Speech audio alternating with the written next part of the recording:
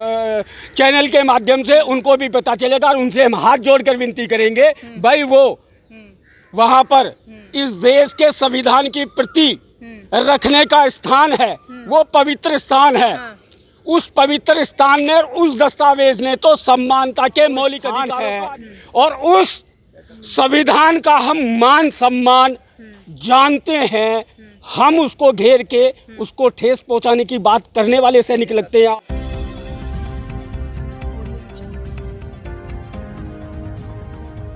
लगातार जो है वो दिल्ली की आवाज़ों को हम उठाते रहे हैं। ये आज आपको बता दें कि सैनिक अभी भी यहाँ बैठे हुए हैं, इस समय भी बैठे हुए हैं जंतर मंतर पर, संसद का घेराव करेंगे। ये इनका जो है एक 23 तारीख की एक नई रणनीति निकल कर आ रही है। ऐसे में सबसे बड़ा सवाल ये उठ रहा है कि संसद का घेराव करने से आखिर इन्हें क्या मिलेगा और क्यों करेंगे संसद का घेराव। लगातार जो अगर हम बात करें पिछले कुछ पहलवानों ने जैसे संसद का घेराव किया हुआ, परिणाम क्या हुआ वो आप सब ने देखा, हमने भी देखा। ये संसद का घेराव करेंगे। ऐसे में ये इनसे बातचीत करते हैं और जानते हैं कि आखिर क्या मिलेगा संसद का घेराव करने से, जहां पर जो है मानसून सत्र चलेगा मानसून का और इधर ये लोग यहाँ पर रहेंगे। ऐसे में जो दिल्ली की पुलिस है उसको भी कई सारी समस्याओं का हो सकता है सामना करना पड़े, क्योंकि ये जो भूतपूर्व सैनिक हैं ये इनके सीनियर्स हैं। इनसे बातचीत करते हैं। हमारे साथ जो है ये भूतपूर्व सैनिक है। सर, आप लोग जो है वो 23 जुलाई को संसद का घेराव करेंगे। मैडम, संसद का घेराव करने के लिए आपका मीडिया कह रहा है, हमारे फेडरेशन ने ऐसी अभी कोई डिक्लेरेशन नहीं की है और संविधान के रखने का जो संसद भवन है एकमात्र भारत का वो स्थान है और उस संविधान का हम मान सम्मान जानते हैं। हम उसको घेर के उसको ठेस पहुंचाने की बात करने वाले सैनिक लगते हैं आपको। हम उसका घेराव नहीं करेंगे। उस संविधान ने ही हमें सत्याग्रह की। संसद के घेराव का क्या मतलब है? इस देश के प्रजातंत्र को ना मानना। हम आपको ऐसे लग रहे हैं क्या हम इस देश के प्रजातंत्र को नहीं मानते? आप ही यहाँ के जो सैनिक है वही तो कह रहे हैं ना हम संसद का घेराव करेंगे। मैडम, अज्ञानता में किसी से निकल गया हो और अभी हमारे फेडरेशन ने भी इस चीज का कोई डिक्लेरेशन नहीं किया। मार्च करेंगे आप? संसद मार्च करेंगे? हम संसद मार्च क्यों करेंगे भाई? संसद मार्च क्यों करेंगे? संसद में इस देश का जो शासन प्रशासन चलता है वो संविधान से चलता है और संविधान का जीवंत लिखित दस्तावेज वहाँ रखा जाता है। एक तरफ सुनिए, एक तरफ आप ही लोग कहते हैं कि हम ये नहीं ये करेंगे, जब किसी दूसरे से सवाल पूछा जाता है तो आप ही लोग कह देते हैं कि उनसे अज्ञानता। सुन लीजिए पहले सवाल सुन लीजिए। आप ये कहते हैं कि अज्ञानता में जो है ये निकल गया। कपिल फौजी ने कहा हम संसद का घेराव करेंगे, आप कह रहे हैं अज्ञानता। ये क्या है? कितने लोगों से अज्ञानता होगी? ऐसे अज्ञानता होती है? मैडम, हम कोई भी इस देश के संविधान का सम्मान करते हैं और इस देश के संविधान से इस देश का शासन प्रशासन चलता है। उस संवैधानिक पद पर बैठने वाला गलती कर सकता है। संविधान ने सबको मौलिक अधिकार का, समानता का अधिकार दिया है और आप बढ़ा चढ़ा के उसी बात को रख रहे। हम जिस तरीके से भारत की सरहदों का सम्मान करते हैं उसी तरीके से इस देश के संविधान का सम्मान करते हैं और हम जाके उसको घेरेंगे?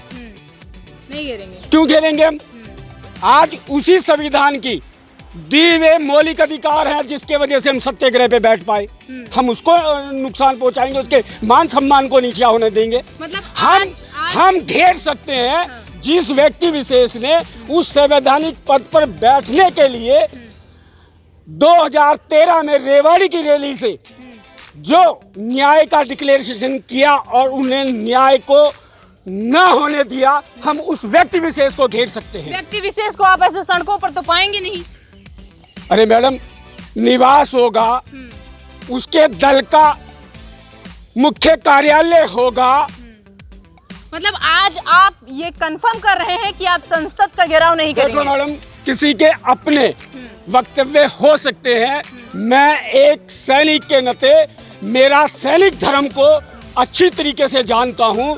आज अगर इस देश में जो भी थोड़ी बहुत दया भाव अगर बचा है तो वो संविधान के आस्था की वजह से ही आज देश में है, क्योंकि देश में प्रजातंत्र के मत से चुन के जाने वाला वो अन्याय कर सकता है, लेकिन संविधान कभी अन्याय नहीं करता, और उस संविधान को घेरना इस देश का सबसे बड़ा अपमान मानता हूँ।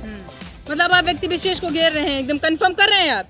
फिर अभी अगर- सुनिए, अभी क्या अगर- होगा, सुनिए, अभी 2 दिन बाद हम किसी से पूछेंगे तो वो कहेगा कि नहीं हम संसद का घेराव कर रहे हैं। फिर आपसे 3 दिन बाद पूछेंगे, देखिए फिर मैडम- सुनिए, पहले सुन लीजिए, फिर आपसे पूछेंगे, फिर आप कहेंगे नहीं हमने संसद का तो घेराव नहीं किया, हमने उस व्यक्ति विशेष का किया। लगातार आप लोगों में ही ये बातों को बदला जा रहा है और आप कह रहे हैं कि सरकार हमारी बातों को सुने। मैडम, हो सकता है मीडिया के माध्यम से कोई सवाल ऐसा पूछा गया हो, अरे संविधान का इस देश में रहना है, इस देश में जीना है, तो इस संविधान का सम्मान करना पड़ेगा।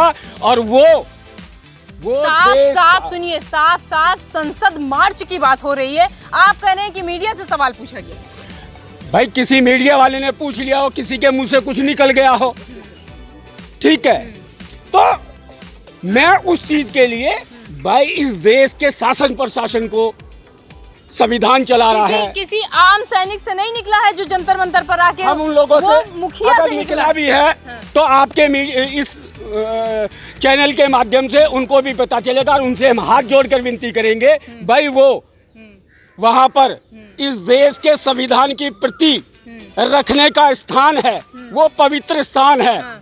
उस पवित्र स्थान ने, उस दस्तावेज ने तो समानता के मौलिक अधिकारों का अधिकार दिया हुआ है। जिस व्यक्ति विशेष ने उस संविधान का उल्लंघन किया है, उन व्यक्ति विशेष को घेरने के लिए जब आगे की रणनीतियों के प्रोग्राम बनाए जाते हैं तो क्या आप जितने मेंबर हैं अभी धरने दे रहे हैं, क्या इनसे सलाह नहीं ली जाती है? ऐसे कोई एक व्यक्ति उठा लेता है और आगे की रणनीति मैडम, अभी बता तो कोई ऐसा निर्णय हुआ ही नहीं। तो ये अभी तो 16 तारीख की फेडरेशन की मीटिंग का डिक्लेयर हुआ है, तो अब उससे पहले नहीं आ जाना। कोई कहता है कि 23 तारीख हमारा मेन है, कोई कहता है 16 मेन है। 16 को फेडरेशन की मीटिंग है, 23 का क्या डिसाइड कर रहे हैं, क्या डिसाइड नहीं कर रहे, क्या होगा 23 को?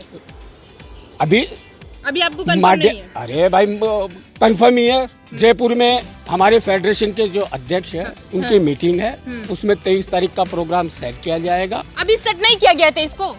अरे 23 का डिक्लेयर है, लेकिन 23 का मूवमेंट क्या है, ये भी नहीं सेट हुआ है। ठीक है, तो वो बता दिया जाएगा। लेकिन हम कभी भी, हम सैनिक संविधान जहां पर रखा हुआ है उस बिल्डिंग को घेरने के पक्ष में नहीं होंगे। जिस व्यक्ति विशेष ने वादा करके और वादा खिलाफी की है, हम उस व्यक्ति विशेष के दल के मुख्यालय को सुनिए, कोई कहता है कि हम पंजाब से इतने लोगों को लाएंगे, लाखों लोगों को लाएंगे, यहाँ खड़ा करेंगे, उसके बाद दिल्ली में हम बताएंगे कि हमारी क्या संख्या बल है। कोई कहता है कि हम इतने अच्छे हैं कि हम कहीं जाएंगे ही नहीं, हम बस अपना यहाँ पर बैठेंगे, जो सरकार ने हमको नियम कानून बताया उसका एक भी उल्लंघन नहीं करेंगे, हम पूरे यहाँ इज्जत से बैठेंगे। और एक कह रहा है कि हम जो है वो इतने अच्छे हैं कि सरकार हमारी बातों को सुनेगी। क्या है, एक या तो आप सरकार की खिलाफत करके, सुनिए, या तो आप अपनी मांगों को मांग लीजिए सरकार से, या फिर सरकार से इज्जत ही कर लीजिए, उसकी बात ही कर लीजिए। देखिए, हम सरकार से मांगे भी मांगेंगे और सरकार को वही संविधान सरकार को न्याय करने के लिए बाध्य भी करता है। वही संविधान अगर न्याय करने के लिए बाध्य करता है तो फिर सरकार अभी तक क्यों नहीं बाध्य हुई, क्यों नहीं कर दिया आपके यहाँ का निर्णय? 135 दिन से ज्यादा हो गया है। क्योंकि संविधान से और इस लोकतंत्र में वोट से चुन के गया हुआ व्यक्ति विशेष उस काम को करने से इधर उधर हो रहा है। नहीं तो इस देश का ऐसा कोई कानून नहीं है जो हमारे को उस न्याय से बाध्य करता हो। सुनिए, उसी व्यक्ति विशेष को, प्रधानमंत्री को आप लोग चुनते हैं, 1 बार चुनते हैं, 2 बार चुनते हैं, तीसरी बार वो कह रहा है कि फिर हम ही को चुनेंगे। क्या है? देखिए मैडम, सबसे बड़ा इस देश का दुर्भाग्य के ही कहेंगे जो इस लोकतंत्र में मत का चयन सब्सिडीज और प्रलोभन में होता हो तो परेशानियां तो आना वाजिब है। जबकि प्रलोभन देने के लिए भी किसी भी राजनीतिक दल को इस देश का संविधान बाध्य करता है। बीजेपी लगातार ये कह रही है कि भारत देश को एक सौभाग्य प्राप्त हुआ जो नरेंद्र मोदी उनको प्रधानमंत्री के रूप में ऐसा कुछ नहीं है। वो एक व्यक्ति विशेष के और उस दल का मोटिव हो सकता है देश और देश के देशवासी उस चीज को नहीं मानते। देशवासी नहीं मानते, फिर लगातार क्यों उनको जिता रहे हैं, क्यों उन्हीं का चेहरा आ रहा है? मैडम देशवासी तो लोकतंत्र में पक्ष रखने का सबका अधिकार है, लोग तो बहुत सी चीजें रखते हैं। क्या ये सरकार मान रही है? क्योंकि उनमें उनका हित है, इस वजह से उन चीजों को नहीं मांग रहे, मान रहे और अपनी मनमर्जी किए जा रहे हैं। लेकिन ये देशवासी जाग चुके हैं, पूर्व सैनिक जाग चुके हैं और इस संविधान के मुताबिक इस देश को चलाने के लिए राजनीतिक दलों को भी बाध्य करेंगे और उनको इस संविधान को सर्वोपरि मानकर न्याय करना ही होगा। कहा जाता है जो संविधान को बहुत ज़्यादा लेकर चलता है उसको कहीं ना कहीं जो है ये दल दबा देती है, कुछ नहीं हो पाता उनका, क्योंकि लगातार इन्हीं का दबदबा बना हुआ है भारत देश में। किसी भी राज्य को आप ले लीजिए, कहीं पर भी अगर पत्ता भी हिलता है तो वो बीजेपी की हुकूमत में हिलता है और उसके हुक्म पर हिलता है। देखिए मैडम, विश्व इतिहास साक्षी है, जब जब अत्याचार बढ़े हैं, जब जब बदलावा हुआ है। अत्याचार बढ़ ही नहीं रहे ना आपको नहीं नजर आता है? हाँ। अत्याचार है ये, बीजेपी कह रही है। हाँ तो वो बीजेपी को मालूमात पड़ जाएगा, वो मालूमात पड़ जाएगा।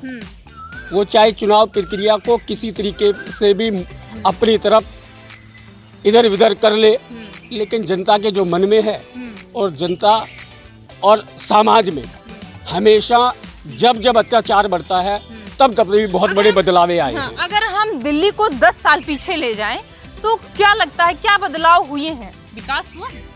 मैडम मुझसे इस दिल्ली के बारे में आप बेहतर जानते होंगे, क्योंकि हम लोग तो बाहर से आए हुए हैं, हमें तो वैसे कुछ नजर नहीं आता, लेकिन हो सकता है यहाँ के रहने वालों को ज्यादा नजर आ रहा हो। विकास हुआ है, हमें तो नजर नहीं आता। थोड़ा बहुत तो आपको लगता होगा ना, पहले आपने 10 साल पहले दिल्ली देखी होगी, अब आप दिल्ली देख रहे हैं। हमें तो कोई नजर नहीं आया, कुछ नहीं आया, कुछ भी नजर नहीं आया। दिल्ली जो है वो विकास का केंद्र है, विकास होता है, सबसे पहले विकास अगर शुरू होता है तो यहीं से शुरू होता है। तभी तो आए दिन दिल्ली में जंतर मंतर जैसे स्थान को एक सत्याग्रह के लिए इस देश की सरकारों ने ही मान्य किया है और लठबाजी होती है जो वो देखने को जंतर मिल मंतर जाता देख लीजिए, पूरा खाली है, कोई नहीं है। मैडम लोगों को आपने इस देश की बहन बेटियों को लठ मार के भगाया है, उस डर से कोई आ रहा होगा क्या? आएगा क्या? वो आ ही नहीं रहे ना, वो तो सुनिए तो जनता सुनिए तो पहले सुन लीजिए, सवाल सुन लीजिए। वो ये कह रही है जो पहलवान थी वो जो है गलत साबित हो गई। देख लीजिए पहलवान ने भी अपना जो है वो मुद्दा चेंज कर लिया, बयान चेंज कर लिया, उनके पापा ने भी यही कहा कि भाई ऐसा कुछ नहीं है। भाई मैडम सब कुछ हो सकता है, डर में डराने में सब कुछ हो सकता है। डराने में अगर होता तो बृजभूषण शरण सिंह जो सांसद हैं वो अपनी बातों पर टिके कि अगर मैं गलत साबित हुआ तो मैं खुद इस्तीफा दे दूंगा, फांसी पर चढ़ जाऊंगा। और मैडम जितना बोलोगे उतना कम है कि देश के हालात कैसे हैं और देश के हालात सुनिए, देश के हालात अगर आपको सुन लीजिए, पहले देश के हालात अगर आपको जानना है तो विदेश चले जाइए, विदेश के लोगों से बात कर लीजिए। अगर प्रधानमंत्री जाते हैं तो लोग उनके पैर छूते हैं। बड़े बड़े जो विदेशी हैं, जो एम्बेसडर्स हैं, वो कहते हैं कि हम आपके फैन हैं, वो अभी जो नरेंद्र मोदी जी के फैन हैं वो। मैडम आपके देश का कोई आदमी या आपके देश के राजनीतिक दल या आपके देश के कोई सामाजिक जो एक अच्छा प्रतिष्ठावान हो, बुद्धिमता में अच्छा हो, वो आपके देश के प्रधानमंत्री। कहा जाता है कि अगर किसी धुंधली चीज को देखना है, किसी चेहरे को अच्छे से देखना है तो थोड़ा आपको दूर जाना पड़ेगा। नहीं, ऐसा कुछ नहीं है। वो आपको लगता होगा, हमें नहीं लगता। हम तो सैनिक भाषा ही बोलते हैं और हमें नहीं लगता है। और बाबा भीमराव अम्बेडकर ने इसीलिए मत का अधिकार देके गए हैं कि मत देके आप उस अत्याचारी शासक को बदल सकते हैं। घुमा के बात वही आ रही है, अगर वो आपको अत्याचारी लग रहा है तो जो 2014 में आपने जिताया, 19 में आपने जिताया, 24 में फिर आप उसको जिताएंगे। मैंने कहा इस देश में चुनाव की प्रक्रिया सब्सिडीज और प्रलोभन में होती है। वो प्रलोभन और सब्सिडीज को अत्याचार देखकर लोग छोड़ेंगे उन प्रलोभन की नीतियों को और अपना एक अच्छा मतलब इनडायरेक्टली लगातार आप ये कह रहे हैं कि सत्ता परिवर्तन होगा। ये तो प्रकृति का नियम है। प्रकृति का नियम? हाँ, जब अत्याचार होते हैं, जब तक लोग बदलावा करते हैं, बदलावा होता है। बीजेपी लगातार जो है वो अपनी बातों पर टिकी हुई, तीसरी बार जो चेहरा होगा वो नरेंद्र मोदी का होगा। लेकिन हमारे साथ भूतपूर्व सैनिक है, इनका कहना है कि बदलाव ही प्रकृति का नियम, बदलाव होकर रहेगा। काम किया है सरकार ने, वोट जो है वो विकास के नाम पर ले रही है, बदलाव कैसे होगा? मैडम विकास तो सभी को नजर आ रहा है। नजर आ रहा है, हो हाँ, रहा है बहुत हो रहा है। इसीलिए प्रकृति का बड़ा मुस्कुरा के आप कह रहे हैं विकास हो रहा है, क्या मतलब अंदर की चीजें जो है वो? देखिए मैडम, हो सकता है टीवी चैनलों पे या सोशल मीडिया पे विकास नजर आ रहा हो, व्यक्ति विशेष का विकास कहाँ है आज भी 75 सालों में। एक पॉस्को एक्ट में तुरंत गिरफ्तारियां लगा कहाँ पॉस्को? भाई मैडम, हमने तो सुना था, हमने उनकी एफआईआर देखी नहीं है, वो एफआईआर सार्वजनिक होती नहीं इस तरीके की, लेकिन सुना था। अब इसका मतलब वो जो सोशल मीडिया सब झूठ बोल रहा था। आपका कहने का मतलब तो ये हो गया, हमको तो वो पॉस्को भी उससे पता चला, कुक्रम भी सोशल मीडिया और मीडिया से पता चला। तो झूठ बोल रहे होंगे तो वो बोल रहे होंगे, ठीक है। तो इस देश के जब इस संविधान को दरकिनारे कर अन्याय और अत्याचार बढ़ा है, तब बाबा भीमराव अंबेडकर ने अधिकार दिया है मत से उस आदमी को हटाकर एक स्वच्छ छवि का व्यक्ति को चुनने की आज़ादी लोग चुनेंगे। बीजेपी कह रही है कि मेरे सामने कोई नहीं है, दूर दूर तक आप दूरबीन उठा के देख लीजिए। क्या वो इस देश के संविधान को नहीं मानते? क्या नहीं मानते प्रधानमंत्री जी? वो तो उसका बहुत सम्मान करते हैं। तो सम्मान करते होते तो कहते ही नहीं ऐसी बात। वो संविधान से बड़े हो गए, वो लोगों को डरा रहे हैं, अन्याय कर रहे हैं, कमाल की बात करते हैं। वो लोगों को डराते नहीं, लोग उनसे डरते हैं, विपक्ष उनसे डरता है, विपक्ष कोई है ही नहीं सामने।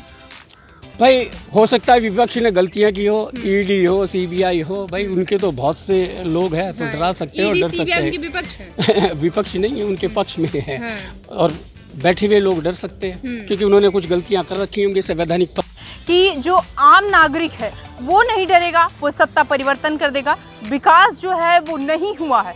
पहले के हालातों को भी हमने पूछा कि आज जो है वो दिल्ली कैसी है, या आज जो है भारत देश का जो चेहरा है वो किस तरीके से है। यही अगर बात करें 10 साल पहले की, 2013 की, तो कैसा था, उससे पहले कैसा था, उस पर भी इन्होंने कई सारी चीज़ें बताया। ये भी बताया कि जो हमारे यहाँ के रोजगार जो मिलते हैं वो कितने मिलते हैं, जो सरकार बैठी है वहाँ संसद में बैठकर जो भी नियम कानून बनाती है उसका कैसे पालन होता है, कितना पालन होता है। दिल्ली NCR से प्रिया पांडे की।